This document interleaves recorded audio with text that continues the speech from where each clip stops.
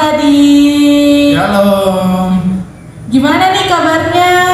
Luar Biasa, puji Tuhan. Baik adik-adik, sebelum kita memulai ibadah sekolah minggu kita fokus kepada Tuhan, jangan ada yang nengok kanan kiri. Kita angkat satu pujian yang berjudul Bapa Engkau Sungguh Baik.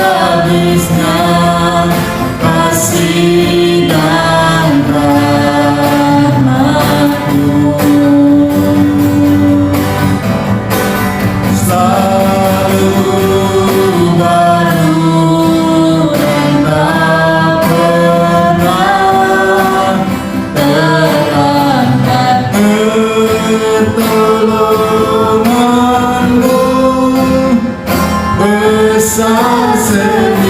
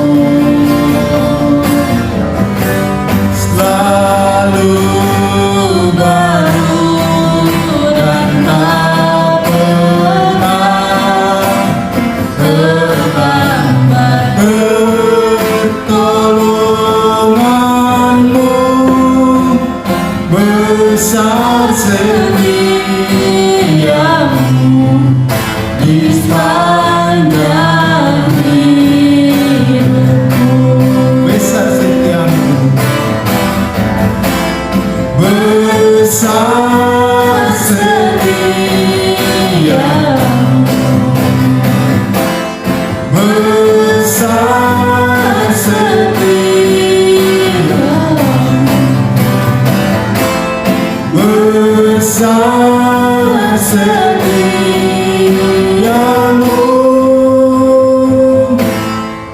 di sepanjang hidupku. Adik-adik, tutup mata, lipat tangan.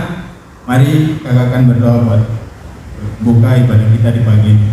Bapa di sorga, kami bersyukur, berterima kasih kepadamu karena Engkau sangat baik dalam kehidupan kami, sehingga di pagi ini kami anak-anakmu yang ada masih diberikan kesempatan untuk beribadah. Kami berdoa Bapa, kami akan beribadah kepadamu. Kami serahkan ibadah kami ke dalam tangan-Mu, biarlah terjadi menurut kehendak-Mu. Kami akan beribadah kepadamu. Kami buka ibadah ini hanya di dalam nama Tuhan Yesus Kristus. Haleluya. Amin. Kita akan memuji Tuhan. Siap memuji Tuhan? Siap. Oke, kita angkat pujian yang berkata, Aku anak raja, engkau anak raja.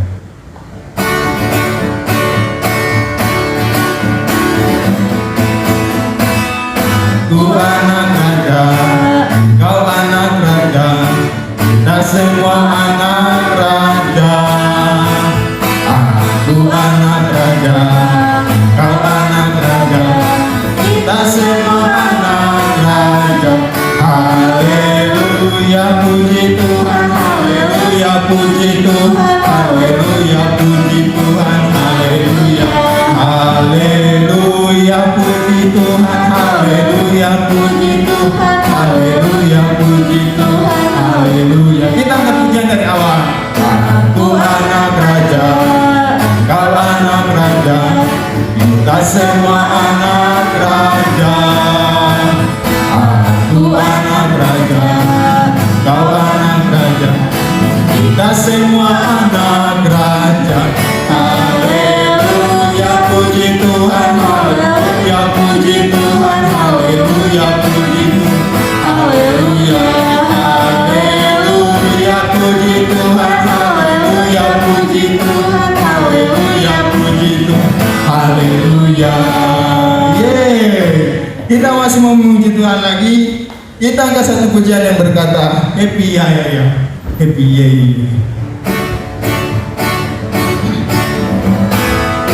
Ya, happy ya. Saya senang jadi anak Tuhan. Siang jadi kenang, malam jadi impian. Cintaku semakin mendalam. Happy yeah. Saya senang jadi anak Tuhan. Siang jadi kenang, malam jadi impian. Cintaku semakin mendalam. Ulang sekali lagi. Happy happy yeah. Saya senang jadi anak Tuhan. Siang jadi kenang, malam jadi impian. Cintaku semakin mendalam. Silakan duduk. Oke, mari kita siapkan hati kita. Kita akan mendengarkan kebenaran firman Tuhan. Fokus, tenang. Kita angkat satu pujian yang berkata, Aku mau cinta Yesus selamanya.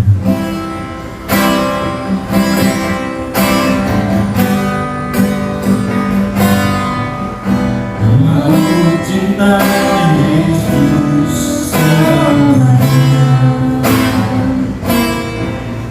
Ku mau cinta Yesus selamanya. Meskipun badai silih berganti dalam hidupmu, ku tetap cinta Yesus selamanya. Kita angkat pujian dari awal. Ku mau cinta Yesus. Ku mau cinta Yesus selamanya. Ku mau cinta Yesus selamanya. Meskipun badai silih berganti dalam hidupmu, ku tetap cinta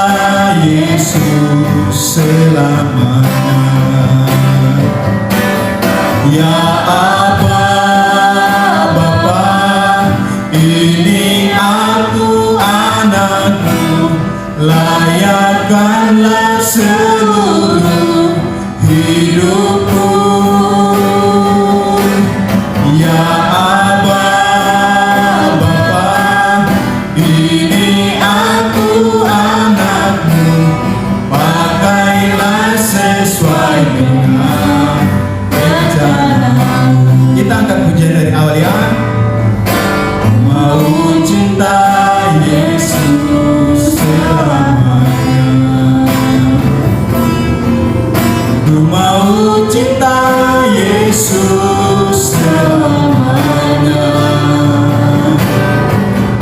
Meskipun badai silih berganti dalam hidupku, ku tetap cinta Yesus selamanya.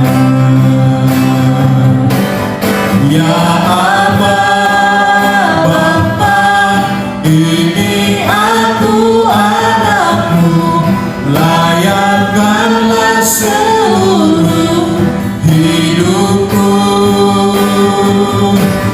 Ya Aba Bapa, ini aku anakmu, pakailah sesuai dengan rencanamu. Pakailah sesuai dengan rencanamu. Pakailah sesuai dengan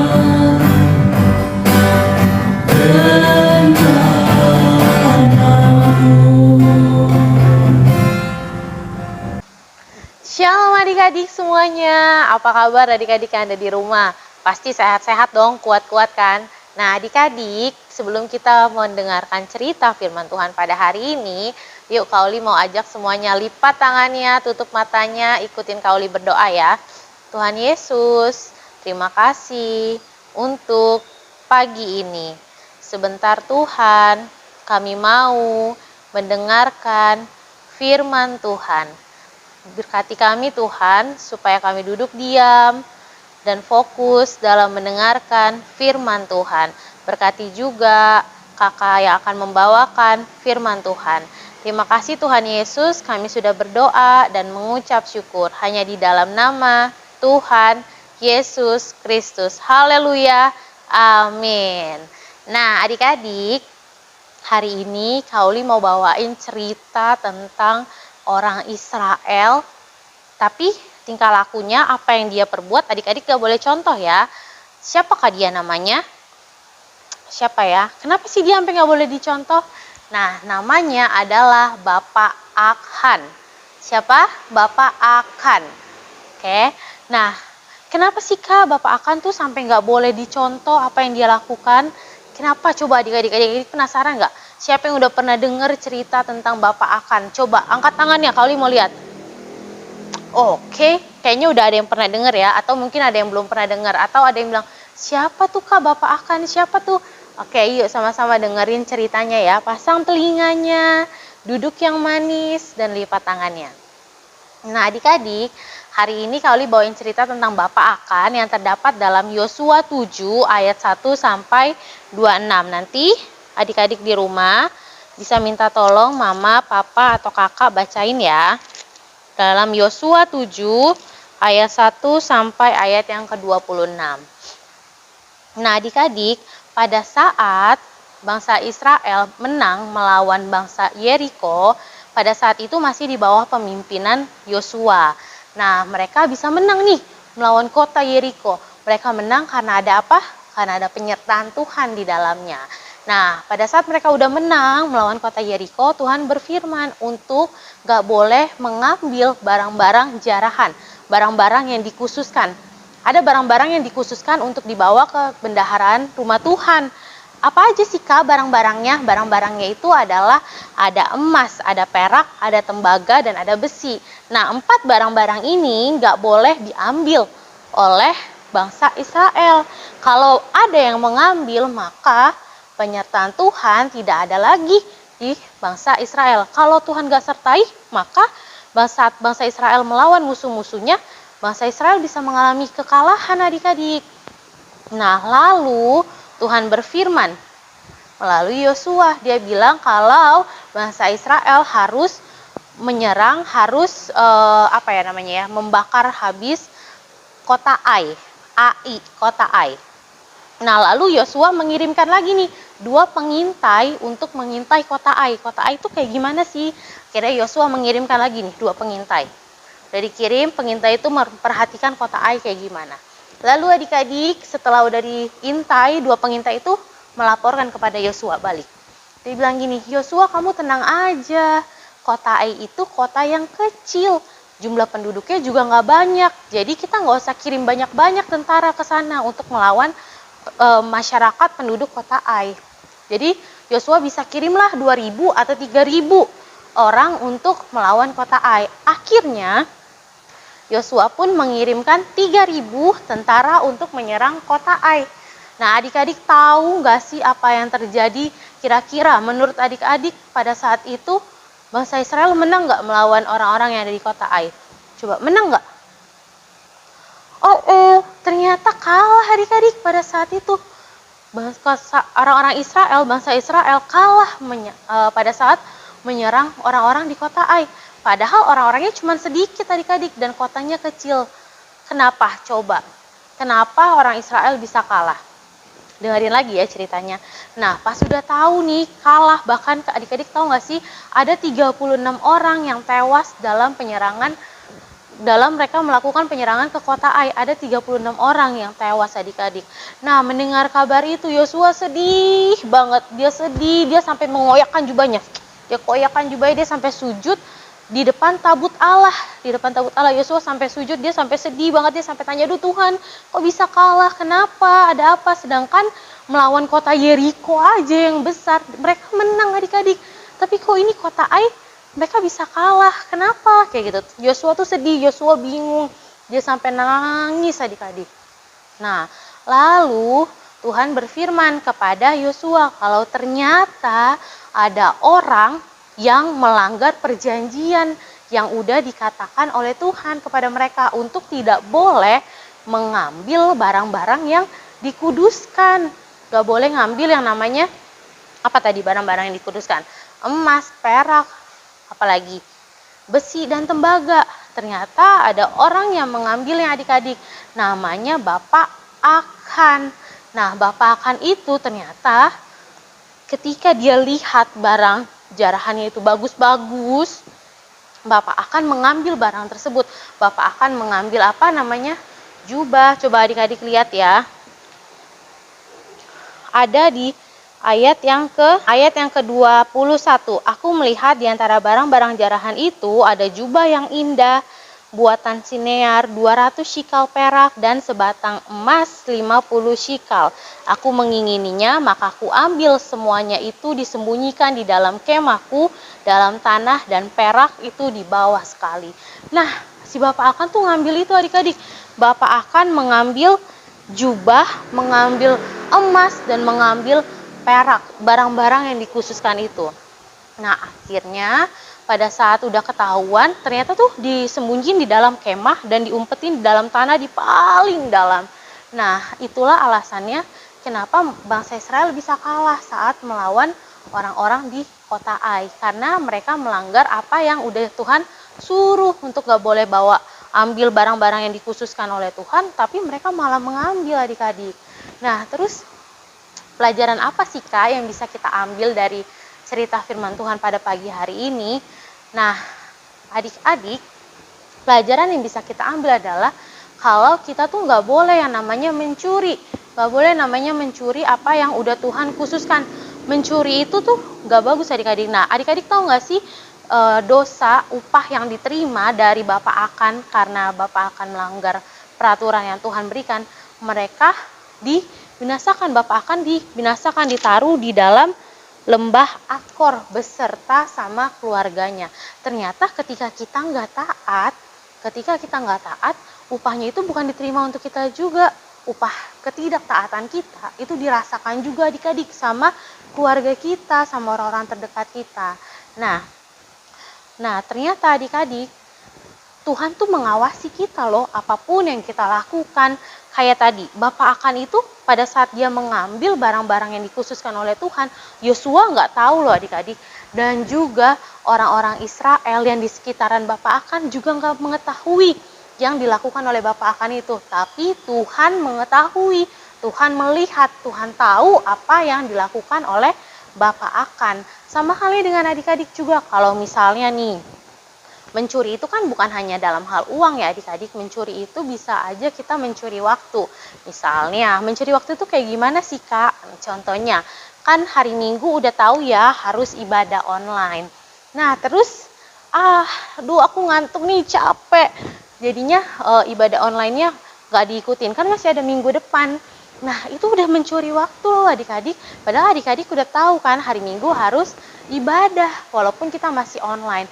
Bisa aja juga mungkin adik-adik lagi ikut nyalain handphonenya udah nyala nih, tapi ternyata malah pasang game. Kan mama nggak tahu, Kak Uli juga nggak tahu kalau adik-adik lagi dengerin firman atau lagi main game. Tapi adik-adik tahu, Tuhan tahu kalau apa yang adik-adik lakukan. Nah contoh lagi misalnya males untuk ibadah online gitu. Kak Uli kan juga nggak tahu adik-adik di rumah ibadah benar-benar, ibadah sungguh-sungguh atau enggak.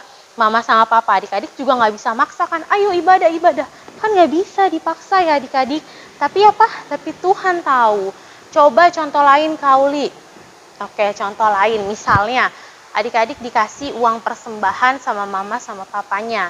Nah terus ada temen nih mau dia punya mainan bagus banget deh. Terus akhirnya adik-adik pengen beli mainan itu, tapi uangnya kurang. Nah akhirnya adik-adik ngambil uang dari uang persembahan itu, ambil setengah untuk jajan. Ini juga nggak boleh adik-adik, meskipun mama papa nggak tahu, Kak Uli juga nggak tahu. Tapi apa? Tuhan Yesus tahu adik-adik kalau apapun yang adik-adik lakukan. Misal lagi contoh, adik-adik isengin adik-adiknya kalian gitu. Misalnya adik-adik punya adik gitu ya, terus kalian cubit atau kalian ganggu-ganggu, terus tiba-tiba adiknya nangis, terus mama tanya, loh kok dia bisa nangis? Terus kamu bilang nggak tahu deh kenapa, kayak gitu. Nah itu kan bohong ya. Nah itu nggak boleh adik-adik. Ternyata Tuhan tahu dan Tuhan lihat apapun yang adik-adik lakukan. Dan adik-adik tahu apapun segala sesuatu yang kita lakukan, hal-hal yang jahat maupun yang baik, itu ada konsekuensinya. Dan upah dosa ialah maut adik-adik. Jadi yuk sama-sama Kak Uli mau kasih tahu kalau kita harus jadi anak yang melakukan hal-hal yang baik. Karena kalau kita melakukan hal yang baik, hal yang benar, maka yang senang itu bukan cuma Tuhan Yesus, tapi mama papa juga senang kalau adik-adik menjadi anak-anak yang baik. Adik-adik melakukan hal-hal yang baik, hal-hal yang jujur, nggak mencuri, tidak melanggar peraturan firman Tuhan yang adik-adik tahu. Nah gimana sih Kak caranya supaya kita tetap bisa nggak melanggar peraturan Tuhan Yesus, tetap jadi anak yang baik? Itu gimana sih caranya Kak?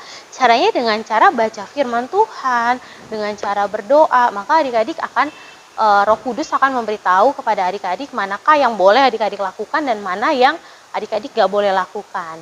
Oke. Nah adik-adik sebelum berdoa, sebelum doa tutup, doa firman, kita ada ayat hafalan ya. Ayat hafalannya ada di dalam Amsal 15 ayat 3. Bunyinya, mata Tuhan ada di segala tempat, mengawasi orang jahat dan orang baik. Ulangi ya. Ayat hafalannya ada di dalam Amsal 15 ayat yang ketiga. Mata Tuhan ada di segala tempat, mengawasi orang yang jahat dan yang baik. Oke, sekali lagi ya. Amsal 15 ayat yang ketiga. Mata Tuhan ada di segala tempat, mengawasi orang yang jahat dan yang baik. Oke adik-adik, nah begitulah firman Tuhan pada pagi hari ini.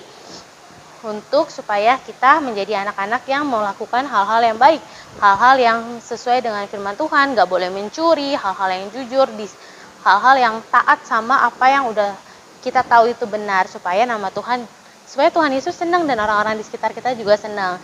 Dan adik-adik harus ingat selalu kalau mata Tuhan ada di segala tempat. Jadi kalau orang di sekitar kita nggak tahu apa yang kita lakukan, tapi Tuhan tahu dan Tuhan lihat. Oke? Yuk, mari sama-sama lipat tangannya, tutup matanya, kita mau berdoa. Tuhan Yesus, terima kasih untuk firman Tuhan yang kami dengar pada hari ini.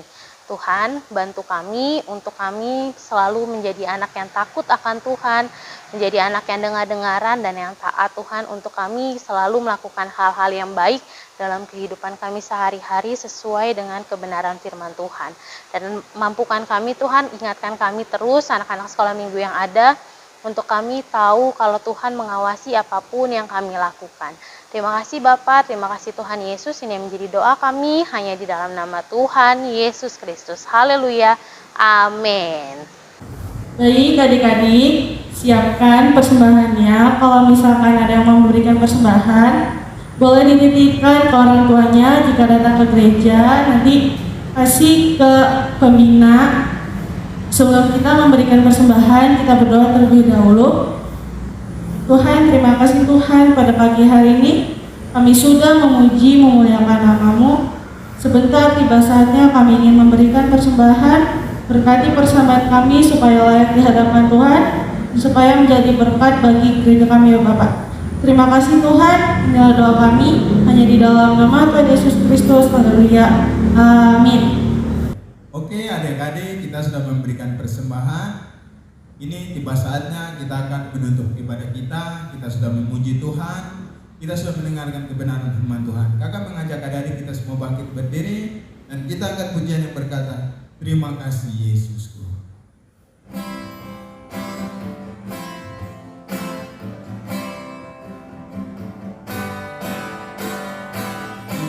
Terima kasih Yesusku.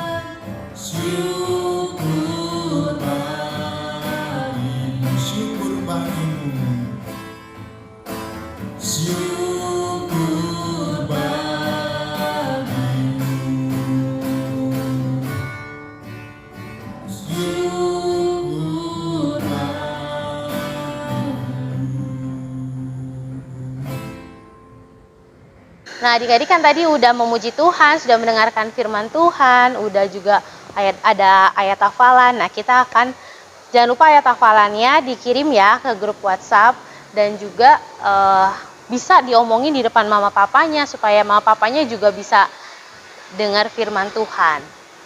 Nah adik-adik, ayo kita akan tutup ibadah kita pada hari ini. Semuanya lipat tangannya, tutup matanya, mari kita berdoa. Tuhan Yesus, terima kasih kalau hari ini kami sudah mengikuti ibadah sekolah minggu dari awal, pertengahan sampai akhirnya. Tuhan Yesus sudah sertai. Tuhan, kami mau berdoa biar kiranya Tuhan yang memberkati bangsa dan negara kami, biar bangsa dan negara kami bisa semakin baik dan bisa semakin terbebaskan dari virus COVID-19. Tuhan Yesus juga yang memberkati pemerintahan kami yang ada, Tuhan Yesus. Kami juga berdoa untuk mama papa kami, berkati kesehatan mereka, berkati apapun yang mereka kerjakan, Tuhan yang buat berhasil. Terima kasih Bapak, terima kasih, berkati kehidupan kami juga Tuhan Yesus dalam sepanjang hari-hari yang akan kami lakukan. Terima kasih Bapak, terima kasih, ini jadi doa kami sudah berdoa dan bersyukur hanya di dalam nama Tuhan Yesus Kristus. Haleluya, amin. Selamat hari Minggu, Tuhan Yesus